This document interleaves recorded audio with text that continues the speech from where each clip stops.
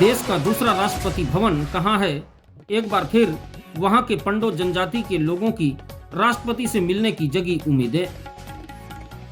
भारत के वर्तमान राष्ट्रपति द्रौपदी मुर्मू अंबिकापुर आ रही हैं, जहां पर वे जनजाति गौरव दिवस कार्यक्रम में शामिल होंगी।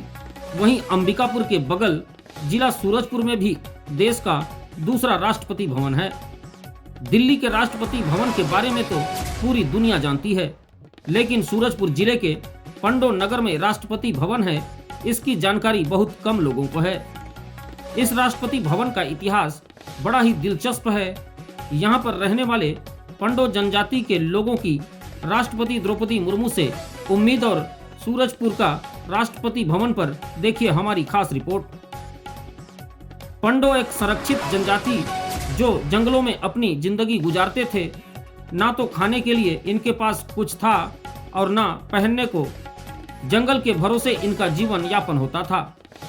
11 नवंबर 1952 देश के पहले राष्ट्रपति डॉक्टर राजेंद्र प्रसाद और तत्कालीन सरगुजा राजा रामानुज शरण सिंह देव हेलीकॉप्टर से सूरजपुर के पंडो नगर के इस गांव के ऊपर से गुजर रहे थे।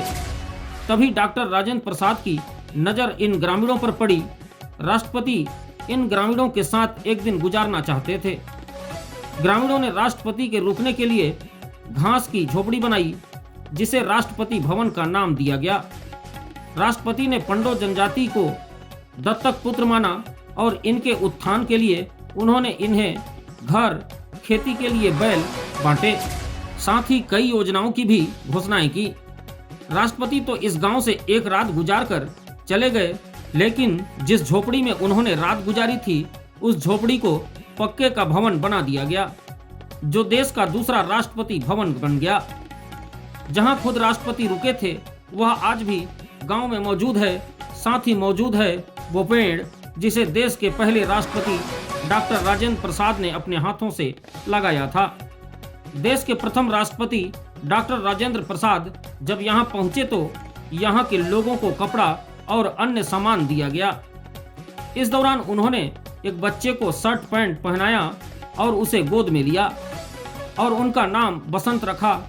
जब आज हमने बसंत से बात की तो उन्होंने बताया कि किस तरह से देश के प्रथम राष्ट्रपति पंडो नगर पहुंचे और लोगों को किसने कपड़ा और सामान दिया, उनके रुकने के लिए किस तरह से झोपड़ी बनाया गया। साथ ही उन्होंने बताया कि उन्हें गोद में लेने के बाद जब वह अपने साथ ले जाना चाहते थे, लेकिन उनके परिवार वाले डर गए। उन्होंने बताया कि बहुत दुख होता है जब देश का प्रथम राष्ट्रपति ने हमें बसाया, पर आज तक हमें जमीन का पट्टा नहीं मिल सका, ना हमारे लोगों को नौकरी मिल रहा है। देश की वर्तमान राष्ट्रपति द्रौपदी मुर्मू जी अंबिकापुर आ रही हैं। हमारा उनसे मांग है कि हमें हमारी जमीन का पट्टा मिल जाए। साथ ही हमारे बच्चों को 10वीं पास हो गए हैं, उन्हें नौकरी मिल सके। यही हमारी उनसे मांग है। यह कहना वहां रह रहे पंडो जनजाति के लोगों का है। देश के पहले राष्ट्रपति डॉक्टर राजेंद्र प्रसाद ने इन पंडो जनजाति को मुख्य धारा से जोड़ने की पहल की थी।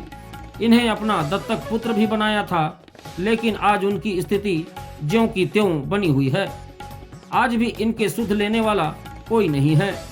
योजनाएं तो बहुत हैं, लेकिन सही अमल नहीं हो रही है, जिसकी वजह से राष्ट्रपति डॉक्टर राजेंद्र प्रसाद के ये पुत्र बहुत दुखी हैं। राष्ट्रपति डॉक्टर राजेंद्र प्रसाद की पहल का ही नतीजा है कि जहां पंडो नगर में कुछ ही परिवार निवास करता था, आज उस गांव में पंडो जनजाति के कई परिवार निवासरत हैं, लेकिन आज तक इन्हें उनकी जमीन का पट्टा नहीं मिल पाया है। 73 सालों से यहाँ अपनी लड़ाई लड़ रहे हैं, पर अभी तक कोई सुनने वाला नहीं है। एक बार फिर देश के राष्ट्रपति द्रौपदी मुर्मू सरगुजा रियासत में आ रही हैं, जिससे इन पंडो जनजाति के लोगों की उम्मीद फिर से जग गई है और इनको लग रहा है कि इनकी जमीन का पट्टा इन्हें मिल जाएगा।